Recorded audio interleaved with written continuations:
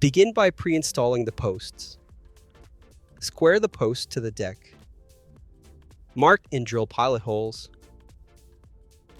Then fasten loosely.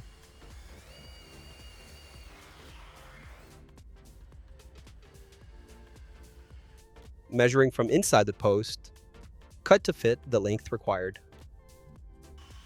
Then remove the plastic liners and insert into the posts.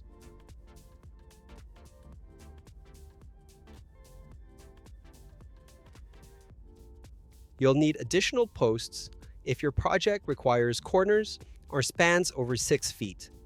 The ends of the rails must have 45-degree cuts to fit into the corner posts. For line post, the top rail can slide through the post. The included splice can also be used to connect 2 rails inside the post. Next, plumb the post using the level and shims.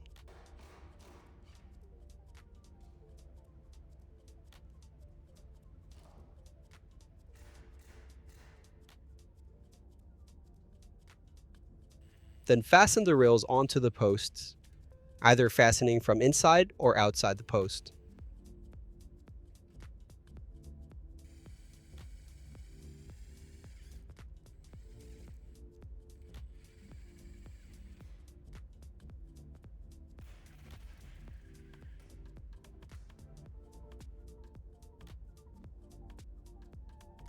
Measure between the posts and cut the gaskets to fit.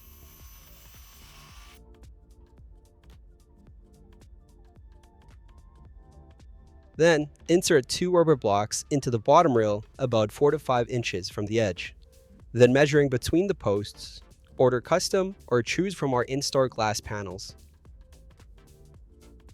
To insert your glass panels, start by sliding it into the top rail, then the bottom rail, and make sure that the glass is fully seated on the rubber blocks and is evenly placed on both ends.